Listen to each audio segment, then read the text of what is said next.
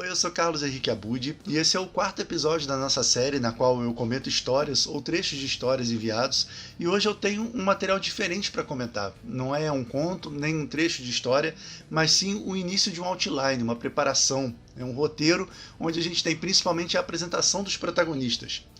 Esse material foi enviado por uma autora que usa o nome de Salles aqui no YouTube. A gente já conversou algumas vezes, já trocou algumas ideias sobre escrita, e ela enviou então esse outline nesse roteiro, e a gente vai conhecer hoje então o material que ela está trabalhando, né, e que vai virar uma história. Mas primeiro vamos conhecer um pouquinho do processo da autora, né, as intenções dela para a obra e para os personagens. Ela mandou um trechinho aqui contextualizando isso, e depois eu vou lendo e comentando as cenas, né? Então, antes do material, ela escreveu isso aqui. Oi, Carlos, como vai? O meu escrito, no entanto, é diferente dos que serão enviados por aqui provavelmente. Ao invés de compartilhar um único texto convencional, com a cena, diálogo e ou narração, preferi que você opinasse sobre os meus protagonistas.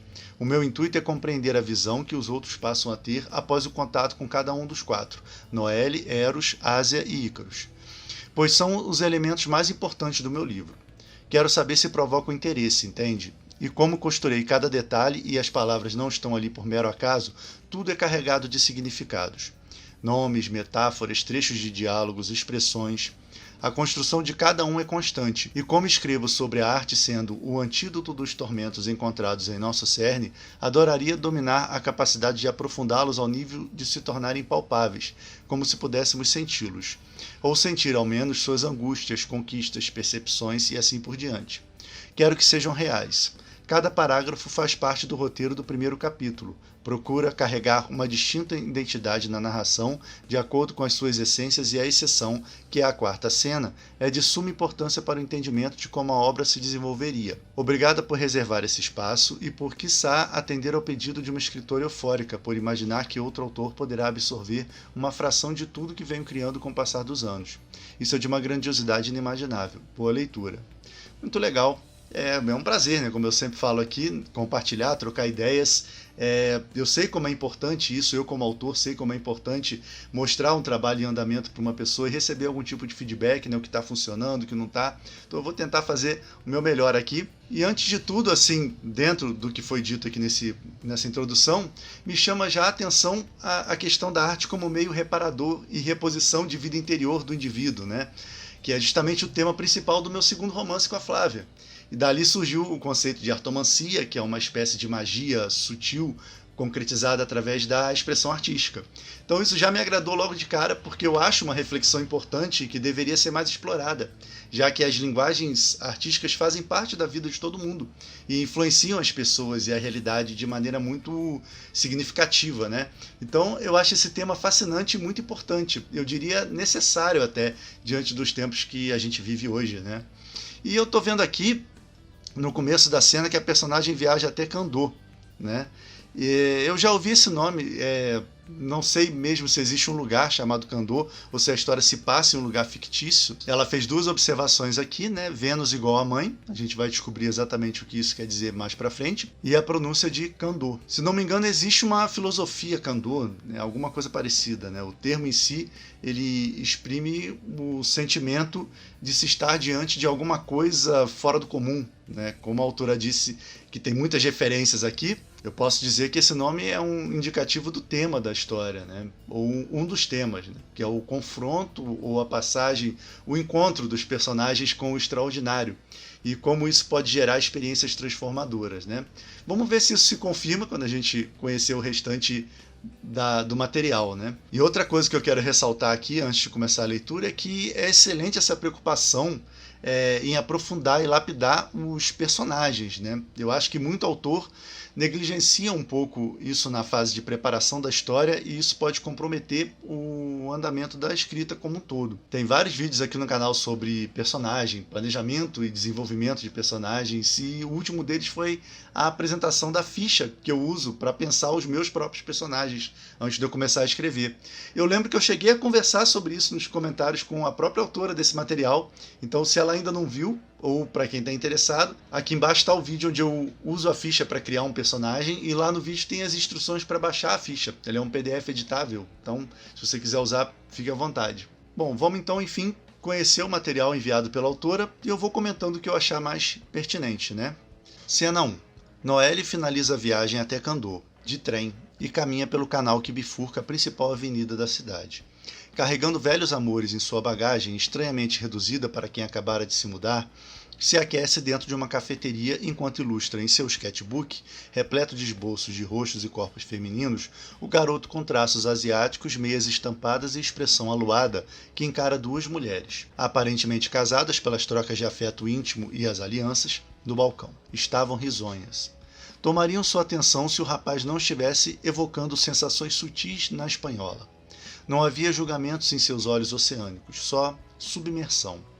Ele estava imerso ao acompanhar o afago dócil entre as companheiras. Captava em seu vagaroso piscar o vinco que se formava na testa de uma, o semblante de impaciência desfeito por meio de um sorriso entorpecido por ela. A tal da irremediável paixão. A concentração serpenteada a cada franzir de senho e os suspiros. Eles, que eram mudos, devotos de todo o fascínio estendido até Noelle, e o casal, apesar de forte concorrente, não era o principal motivo dele. Adendo, aquele era o primeiro homem a estampar uma de suas páginas. Anteriormente, mulheres eram seu ponto de apreciação. Muito interessante. Para qualquer autor, como eu tinha falado antes, é proveitoso ver esse estágio inicial de planejamento das cenas de um colega, porque meio que cada um encontra um jeito de fazer isso, né, esse planejamento. Tem gente que pensa as cenas em forma de tópicos, uma frase curta para cada uma. Eu gosto de escrever um parágrafo ou dois sem pensar muito na escolha das palavras. Vai saindo conforme eu vou pensando e é o que está valendo no momento, né? A autora aqui optou por fazer resumos, né, mostrando os elementos principais, e em alguns trechos a gente já tem frases que mostram o tom da história, né? Um texto meio que pré-pronto aqui. E dá para ver que é uma escrita bem desenvolvida, né? A gente pode dizer que ela não é exatamente uma iniciante. Acho que ela já escreve há um certo tempo ou tem um repertório muito bom, uma bagagem de estudo e leitura, né? E isso transparece bem aqui. Apesar do material ainda estar em um estágio incipiente, né, inicial, eu arrisco dizer que alguns trechos aqui vão sobreviver até a versão final da história. Mas vamos ver o que eu posso falar sobre o conteúdo propriamente, né? A primeira cena apresenta a Noelle, né? Ela é um personagem de olhar atento, sensível e que já acumula experiências amorosas na vida. Ela está chegando em uma nova cidade, o que é bom para a história, porque o olhar dela frente àquele ambiente desconhecido vai ser o olhar do leitor também, né? E para efeito de construção de personagem, a Noelle já apresenta aqui uma habilidade, né? Uma característica particular que tem potencial para ganhar a atenção e o interesse do leitor. Essa habilidade, no caso, é o desenho, né? E é usado como um elemento de quebra de rotina, né? Um veículo para se mostrar isso na história. Através do desenho, a gente se aprofunda no universo do personagem, e eu usei essa palavra só para harmonizar ali com os termos escolhidos pela autora, né? Imersão, olhos oceânicos, essa escolha de palavras sugere intensidade, sugere um poder de selecionar e focar em elementos, né? Que eu acho que essa será uma característica forte da personagem a ser desenvolvida. Outra coisa legal aqui é a menção a um olhar sem julgamento da personagem, apenas o interesse, a curiosidade, né, sobre os seus arredores. Ficaria até legal aqui aludir mais explicitamente ao fato da personagem viajar sem bagagem física, né, que é o que ela menciona aqui em cima, mas ao mesmo tempo ela tem a imaginação, as lembranças, né, repletas. Isso é um traço do personagem que já chama atenção, né, nesse primeiro momento, né? E sobre essa quebra de rotina, né, que eu tinha falado antes, esse elemento que se mostra novo, desconhecido para o personagem, o quanto antes isso acontecer na história, melhor. Então aqui, pela primeira vez, a Noelle desenha um homem. Então isso implanta uma série de perguntas no leitor, e isso é muito bom para a continuidade da história. Vamos então para o planejamento da cena 2, que já apresenta um personagem novo, né? Cena 2. Eros anseia voltar logo para casa antes que o frio congele seus pensamentos e seja preciso algumas longas sessões de Nina Simone para que eles se aqueçam novamente. Não que isso seja um problema, inclusive. Misa e Artemis estão aguardando seus pedidos no balcão, enquanto reprimem gargalhadas desajeitadas entre as conversas sobre Akai e Ito e sistemas lunares. Eros gostaria de participar desse diálogo, se soubesse que ele existe. O asiático abstrai seu sagrado em devaneios em torno da combustão espontânea e sua relação com a paixão, ou seria o amor. Seus olhos travam em duas musas, Urânia, Artemis e Euterpe, Misa. Suas Vênus, ou mães, como queira, provocando a quem o encarasse a estranheza por conta de sua insistência no olhar. Eros, por sua vez, não estava mais ali para levantar alguma defesa, mesmo que não o fizesse em momento algum. Nunca esteve, precisamente. Sua alma fragmentava ao tocar em tormentos isolados no bosque da negligência. Não contava com a percepção de que histórias de amor relatadas através dos séculos contradiziam umas às outras, e o estímulo alimentado por elas cruzava robustos limites, como o do valor da vida, quando atrelado à obsessão, e não muito atrás à insegurança. Distante até de si, ele habitava essa segunda, desde que seu coração florescido fora constantemente preterido pelos polinizadores. Nessa cena, pela forma como a autora organizou os acontecimentos, a gente tem a sugestão de que ela vai variar os pontos de vista. Eu gosto de explorar esse recurso de maneira que uma visão meio que complemente a outra. E assim o leitor vai conseguindo um panorama mais amplo do personagem. Por exemplo, o protagonista pode ser introspectivo, e ele finge muito bem ficar à vontade, cercado de pessoas. Então a impressão que o outro personagem vai ter dele é a de que ele é sociável e receptivo, enquanto no interior do personagem existe ali um esforço para viver aquela situação. Então dá para fazer muita coisa explorando a visão que um personagem tem do outro, o conflito entre a realidade externa e interna de cada personagem. Inclusive mostrando aspectos dele que ele nem mesmo se dá conta.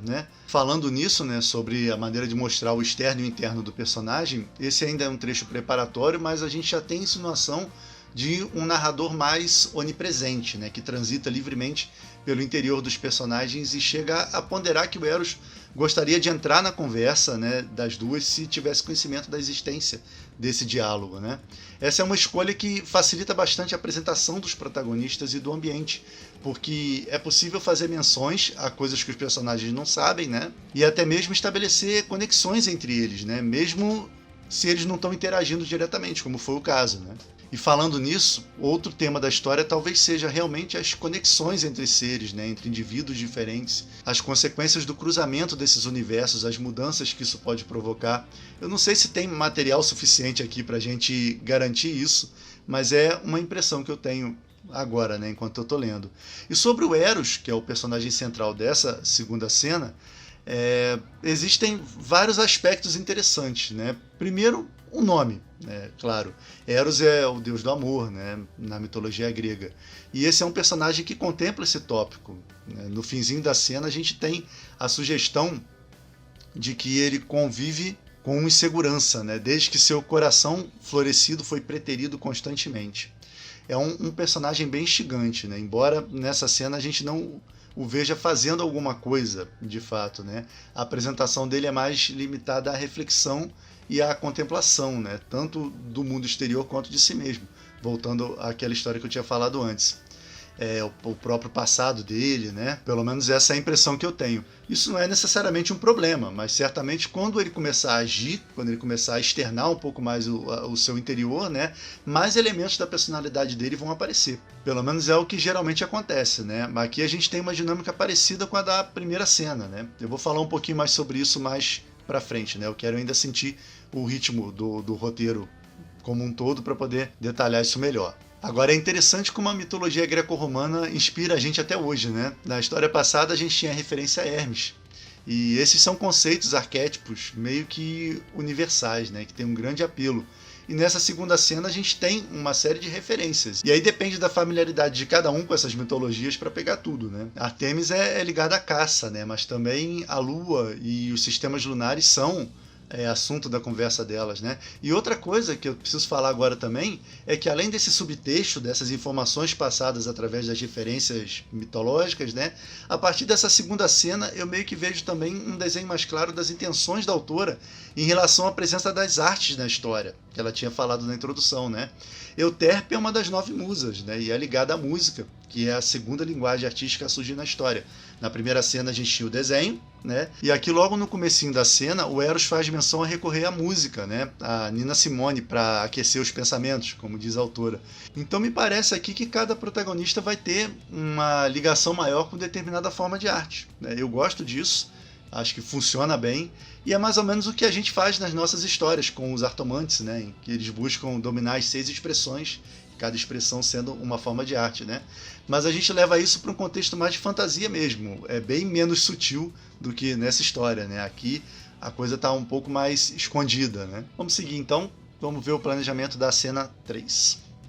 Ásia, ainda desnorteada devido ao seu vizinho fumante, adentra a cafeteria em busca da fuga temporária letárgica, essa que é a sua melhor e provável única amiga. Esperava que seu apartamento pudesse expirar todo o ar sintomático janela fora até o seu retorno, que ocorreria quiçá noutra existência. A brisa se debruçou no balcão juntamente a si, que ignorava qualquer vida presente ao seu entorno, com exceção, é claro, da garçonete com cabelos desgrenhados, avental manchado e olhar desconcertante. Pediu uma xícara de expresso e uma torta com nome impronunciável, não pela dificuldade, mas por murmurar escárnio na feição impenetrável da francesa. E ela não cederia sua postura jocosa para algo tão insignificante assim, como se ela não se considerasse da mesma forma. Clementine. Esse era o nome no bloco de anotações da atendente ruiva e sardenta. Ásia se aposta de um banco afastado por ali e lê algum livro sobre cinema italiano. Era o seu favorito, ou da Clementine. Tal como afirmava que Smiths era melhor que Beatles, o suéter preto encoberto por perfume narcótico estampa fúnebre lhe caía bem, e a imitação tortuosa do sotaque britânico sulista retocava sua alma revolucionária e ousada. Não tanto, mas o suficiente para levar o seu olhar até o cardápio e se derreter com a ideia de provar um cappuccino de cereja. Céus, doce demais até para Clementine, sua mente trapaceira conclui. Bom, temos agora a apresentação de uma personagem com personalidade um pouco mais forte, né? A gente nota uma certa, eu não diria empáfia, ela tem uma certa vaidade, um orgulho e uma irreverência também, no sentido de não ter paciência para certas coisas, para convenções que não agradam, né? Isso é bom, porque ela pode ser vista com antipatia por outras pessoas, e a gente volta àquela questão lá do início, que eu falei sobre explorar a visão que um personagem tem do outro, né? Isso pode gerar uma dinâmica bem interessante, e eu gostei que uma personagem aqui fica brincando de construir uma personalidade para Clementine, né? Eu não sei se ela exatamente conhece a personagem, mas aqui não dá a entender isso, então eu assumo que ela estava ali supondo certas coisas como um passatempo, né? Como um costume. Também é um traço bem interessante de personalidade, né? Ela construir, assumir atribuir certos comportamentos para uma pessoa que ela não conhece, né? E falando nisso, agora em referência aos próprios protagonistas da história, um recurso que a autora usa bem e que é fácil de fazer funcionar é estabelecer os gostos e preferências dos personagens ainda durante o planejamento. Isso tem várias vantagens, né? Dá mais vida para os personagens, gera alguma identificação com o leitor, que pode compartilhar das mesmas preferências ou das mesmas aversões que o personagem, né? E de maneira prática ele ajuda a movimentar o personagem, né? Esse recurso, essa ferramenta. Por exemplo, aqui a autora usa a aversão da Ásia ao vizinho fumante como motivação, como estímulo para que a personagem saísse de casa e fosse até a cafeteria. Então é interessante para o autor pensar um pouco sobre o que os seus personagens gostam, o que eles não gostam, e jogar esses elementos na história sempre que os personagens empacarem. Então o movimento de ir em busca de alguma coisa desejada ou evitar o indesejado pode gerar uma solução para a continuidade da história em si, né? E seguindo o padrão das outras cenas, né, aqui já aparece mais uma linguagem artística, nesse caso o cinema. Se bem que a gente também tem algumas menções à música, o que pode sugerir uma ligação entre ela e Eros, talvez. Falando um pouquinho aqui sobre as referências que cercam, né, o nome Ásia, né, ela é também uma figura da mitologia grega, né, ela é filha do deus Oceano, deus das águas, e ele é considerado o mais velho dos deuses, né, foi o primeiro filho de Gaia e Urano, o céu e a terra. E a Ásia é uma entidade feminina. Ela é mãe de Atlas, aquele que foi condenado a segurar a terra nas costas, né? E é mãe também de Prometeus, que roubou o fogo dos Zeus e trouxe para os homens. Nós já tivemos menções aqui na história aos olhos oceânicos de Noé, né? Ao fogo e à combustão espontânea em relação às paixões. Então, com certeza, como disse a autora na apresentação, isso não está aqui de graça, né? Enfim, vamos passar para a próxima cena para conhecer mais da história, e segundo a autora, essa cena é fundamental para a gente compreender a abordagem que ela vai tomar, né, para poder levar a história adiante. Então vamos lá. Cena 4. As aulas começariam em alguns dias e Misa tentava destrinchar as nuances da faculdade. Eros estava prestes a finalmente dar um passo além de sua esfera e teria contato humano com desconhecidos a todo tempo. Desconhecidos. Palavra essa que intrigava a mente do asiático. O que torna o outro desconhecido, Vênus?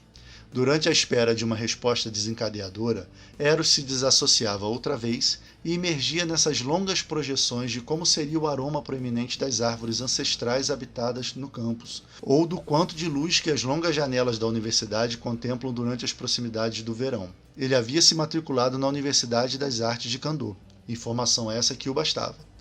Não se importava tanto em entender a relevância dela para a história do país originário de sua Vênus, que abrigou soldados estilhaçados por transtornos provocados e intensificados durante a Segunda Guerra, logo depois das desovas das bombas, o qual buscavam o antídoto por meio da arte. É a paixão, Cupido, que te promete fascínios e entrega delírios. É sempre sobre ela, o estímulo delirante que te atormenta e o leva até a morte da sanidade. O fim de quem foi e o início de quem és, que por agora é desconhecido. Não somente para o outro, mas para si. Você não se conhece ainda, portanto também não conhece o mundo. Te tornas um enigma, Eros, como sempre será, até que outra paixão te consuma, e tudo ao seu redor igualmente, pois lhe era palatável em outra existência, que carregou consigo todas as tuas memórias vivas por entre as brumas do esquecimento, e não está mais aqui. Quiçá chegue a nunca ter estado, e é assim que percebo o que sinto pela Vênus. Consegue me acompanhar? Não amo a mesma mulher que conheci, porque ela não existe mais. Amo a que está aí, ao seu lado, bebericando uma xícara de café, com cacau amargo e que irá desvanecer conforme o arder de nossa paixão sarar. E é aí que outra deverá surgir, e eu precisarei conhecê-la, e não simplesmente reconhecê-la, visto que não haverá resquícios da alma que ela certa vez hospedou. Misa desatina a falar e não repara em lampejos sutis em seus olhos carbonizados. Eros sim, direcionados para Artemis, que responde com um suave rubor em suas bochechas. Um diálogo extenso é travado entre os três integrantes da mesa, e a finalização dele sublinha a confusão eternizada inerente a Eros. Pensei que precisasse conhecer somente a mim para afirmar que conheço o mundo. Afinal, ele não deveria estar apenas em minha cabeça. Suspirou vagarosamente ao perguntar e percebeu que seus pensamentos já estavam começando a congelar. Tem bastante coisa nessa cena, não vai dar para eu comentar tudo, né, todos os detalhes e todas as referências que existem aqui. Começando pelo mais simples de mencionar, a gente tem a existência de outro padrão, que além das diferentes linguagens artísticas que foram sendo apresentadas e relacionadas a cada personagem, a gente tem um outro aspecto da história que são as nacionalidades diferentes backgrounds culturais, né? Isso é muito oportuno porque favorece a questão das conexões entre indivíduos, o estranhamento e o encantamento diante da novidade, do inesperado. E também funciona muito bem em histórias mais focadas em personagens, como parece que é o caso aqui, né? Com o Eros e também com a Noelle, lá na cena 1, a gente sente o peso do passado dos personagens, né? Principalmente a respeito de experiências amorosas. O Eros, como a gente já viu, é mostrado como alguém ligado às paixões, a relacionamentos incendiários, né, por assim dizer. E aqui a gente vê o personagem pelos olhos de Misa, né? E como eu tinha falado lá no início, isso faz surgir algumas facetas dele diferentes, porque ela tem a própria visão, né, uma visão particular. E ela entrega aqui algumas coisas sobre o personagem, demonstrando um vínculo, né, e ajudando a gente a entender melhor quem é ele. E sobre isso, a gente já tinha visto isso na cena de apresentação do Eros, mas aqui a gente tem mais evidência de que ele é alguém que tem um imaginário muito rico, né? E alguém inclinado a deixar o mundo exterior de lado e mergulhar no próprio universo. Ou ainda se preocupar com detalhes, com particularidades que outras pessoas, né, não dão tanta importância, né? A gente tem a menção aqui que o personagem está prestes a entrar em uma fase onde ele vai ser obrigado a conviver com desconhecidos, e isso é algo que está no centro das preocupações dele, né? E como a autora falou, realmente essa é uma cena importante para a gente entender a dinâmica da história, né? O desenvolvimento, a abordagem que ela vai usar para levar as coisas adiante. E a gente tem aqui um primeiro embate de ideias, né? Um primeiro conflito, vamos chamar assim, apesar de leve, né? Apesar de amistoso, uma divergência entre Misa e Eros, um confronto de pontos de vista diferentes e que se relaciona diretamente com a questão, né? O que torna o outro desconhecido. Esse é um excelente questionamento, e eu arrisco dizer que esse seria um fio condutor da história, né? A busca, a troca, a percepção, né? Conexões e conflitos e encantamentos, né, de um indivíduo por outro. Então aqui numa leitura bem rasa, né, a gente pode dizer que Eros acredita que o mundo deveria habitar apenas em sua cabeça. Então, para conhecer o mundo, ele precisaria mergulhar apenas em si mesmo, né? Já ela pensa diferente. E é uma passagem bem interessante, né? E Vênus, como a autora informou no início, a gente já teve indício disso numa cena anterior, né? E agora isso se consolida, é como o Eros chama a Misa, né? E existe uma relação maternal aí. Não ficou exatamente claro se existe essa mesma relação dele com a outra, né, com a Artemis, mas a Misa chama a outra de Vênus, né? Enfim. E voltando para a questão da mitologia, né, a Vênus é conhecida como a deusa mãe, né? Então, acredito aqui que ela exerça o papel de mãe dele, né? Ou seja, a mãe ou ocupa esse papel na vida dele. Existe muita simbologia para esse nome, né? Uma coisa bem mais ampla do que simplesmente mãe, né? Vênus é algo muito relacionado à fertilidade, ao poder criador feminino, né? Então a autora pode levar esse conceito para muitos lugares diferentes, né? Uma coisa que dá para afirmar aqui sem medo de errar, né, é que a autora conseguiu construir personagens com um universo interior muito rico, né? Eu acho que isso vai facilitar bastante a escrita da história propriamente. A gente tem uma indicação disso nessa cena mesmo, né? Aqui esses universos interiores transbordam para o exterior. Eu acho que é a primeira vez que isso acontece. Os personagens estão se expressando, eles estão demonstrando afeição, dúvidas, inseguranças. E é aí que a história começa a aparecer de fato. Nessa cena também a gente tem mais detalhes da ambientação, né? A gente tem indícios de que ao menos parte da trama vai acontecer em uma universidade de artes. Então isso vai meio que servir para a autora reafirmar a filosofia da arte como antídoto, né, para o luto, para as angústias humanas. Esse tema que ela quer explorar, né, ao longo da história. E temos também ali uma menção sutil, né, a dinâmica entre a Artemis e a Misa, né, e dessa vez é o Eros que observa ali a troca de olhares e o rubor nas bochechas da Artemis, né. E vamos ver então a última cena do material que a autora mandou, e depois eu falo um pouquinho mais do que eu achei de forma geral, né. Cena 5. A neve instintivamente se debruça nas vidraças cristalizadas de uma estufa jazida de vidas despovoadas, dentre a fileira de inúmeras outras, que compartilhavam amarguras entre si. Flocos de neve se esgueiravam sorrateiramente por entre as brechas das largas rachaduras, e a queda da temperatura tornara-se cadenciada. Ícaros, que com passos vagos dispunha de galhos de cerejeira na lareira improvisada, encarava a vastidão nevoenta lá fora através das paredes translúcidas e inibia murmúrios de solitude ao ansiar ter um corpo para lhe entregar ao sol, já que não o visitava há semanas. Ou talvez nunca o tivesse feito, e o rapaz escancarava delírios ao esboçar o seu fascínio em poéticos ensaios, enquanto finalmente o capturasse por um singular instante. Não eram sentimentos nobres os albergados em seu cerne, e Ícaros detinha a ciência de que poderiam romper a promessa do acolhimento aos seus tortuosos anseios sem que a busca pelo sol se aproximasse de uma obsessão. Implicante observação, já era há muitos invernos. Por fim, soliloquia sozinho enquanto rega suas plantas mortas na esperança de que retomem a vida, se é que um dia foram compostas por alguma. Bom, a cena 5 é menorzinha, né, pelo menos na questão do planejamento, mas ela é bem carregada na questão emocional, né? Ela apresenta pra gente o último personagem, né, do último dos protagonistas, e ele está meio que isolado, né, em um ambiente diferente. O personagem aqui aparece em um ambiente frio, né, solitário. Me chama a atenção aqui logo de cara a questão do personagem buscar o calor da lareira, né, e a ausência do sol. Isso é mencionado em vários momentos da cena. Então isso me parece uma referência clara à história do Ícaro mitológico, né. E eu não sei porquê, ao longo de toda a leitura, né, de todo o material, eu senti uma pegada meio New Gaiman aqui. Essa história tá com uma cara de que vai ser uma fantasia urbana e que esses personagens são mais do que aparentam, né? Pode não ser nada disso, mas essa é uma impressão que eu tive aqui ao ler o material, né? E o Ícaro aqui na cena parece estar em algum tipo de limbo, né? Um lugar morto ou em uma realidade não confiável, por assim dizer, né? O personagem parece meio que não ter o controle total da sua lucidez. Ele não sabe exatamente quando as coisas aconteceram, né? Ou sequer se elas aconteceram mesmo, né? Existe aqui a sugestão de que ele delira enquanto escreve poemas, né? E se for isso, nós temos a continuidade do padrão, né, em relação às linguagens artísticas. Cada personagem é ligado a uma forma de arte, então esse personagem aqui é ligado à poesia. O Ícaro da mitologia é uma figura ambiciosa, idealista e trágica também, né? E me parece que o Ícaro da história não vai ficar muito longe disso. Mas a gente não consegue saber como ele vai se relacionar com os outros, nem como a história continua, porque o material enviado pela autora termina aqui. Claro, essas são as cenas iniciais, então a gente não conhece ainda a trama principal, o grande conflito. Essa é a fase de apresentação dos protagonistas, e a gente sente realmente personagens densos, sensíveis, e, na minha opinião, personagens reais.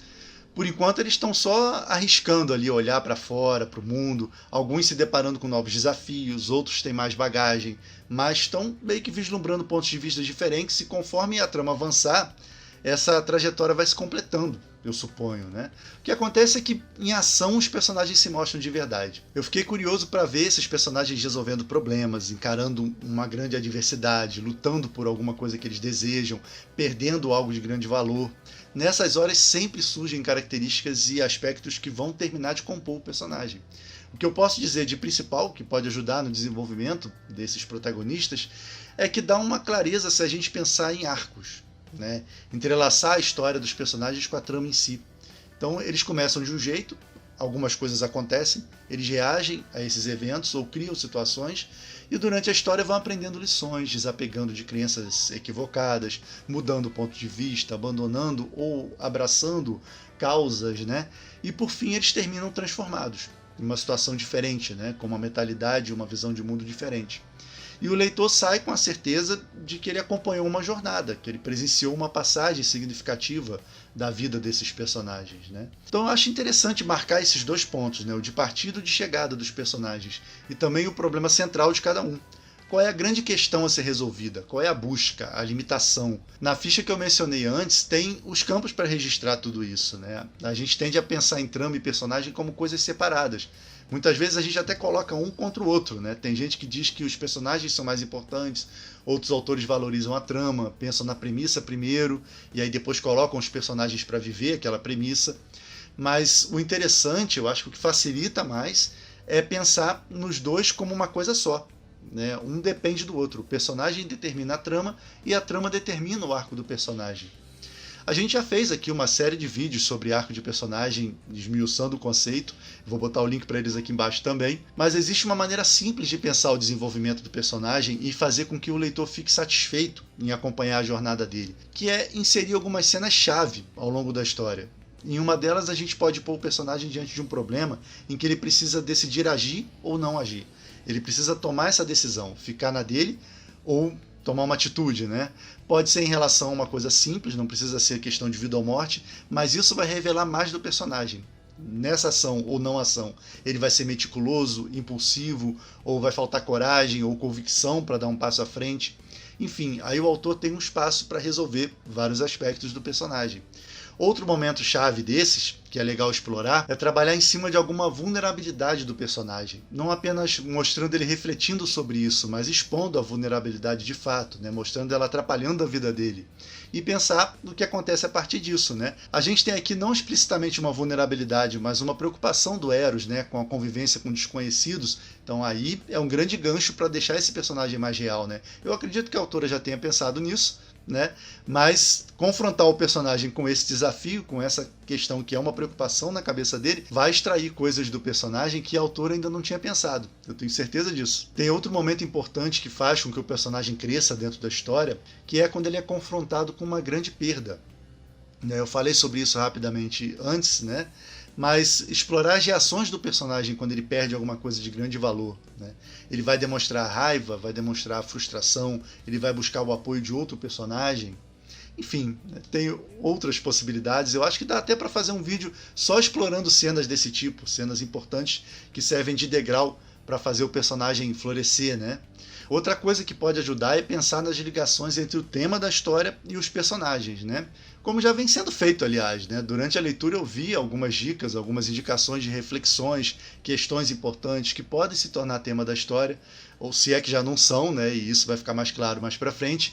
Eu mencionei esses pontos muito brevemente e deixei para desenvolver esse raciocínio agora, né? Mas é inegável que o material da autora é muito rico em símbolos, metáforas, algumas inerentes apenas ao universo interno dos protagonistas, outras ela manifestou na ambientação, algumas aparecem nas falas. Então, quanto mais houver uma simbiose entre tudo isso, quanto mais o universo interior do personagem se relacionar com o ambiente, quanto mais houver expressão de ideias, pontos de vista, motivações, mais esses personagens vão crescer e se tornar inesquecíveis para o leitor. E já que eu estou falando dessas referências e desse suposto tema para a história, eu preciso fazer um disclaimer aqui, que é claro que tem grande chance de eu ter interpretado alguma coisa diferente das intenções da autora. Né? Até porque se apenas esses trechos fossem suficientes para a gente entender e conseguir uma experiência significativa com uma história que ainda não nasceu, né? Que ainda só existe na cabeça de alguém, não seria necessário escrever um livro, né? Isso sem falar que até mesmo a obra pronta está sujeita a interpretações diferentes, né? E além disso, obviamente, não foi possível falar de tudo, de todas as referências, todos os aspectos do material, por questão de tempo. Então, como aconteceu nos vídeos anteriores, eu comentei o que me pareceu mais pertinente conforme eu ia lendo, né? Enfim, eu só tenho a parabenizar a autora pelo material caprichado, tão bem pensado, agradecer por ela ter compartilhado com a gente. Eu tenho certeza que assim que a trama deslanchar, que surgiu o grande conflito, e esses personagens vão se tornar ainda mais completos, mais palpáveis.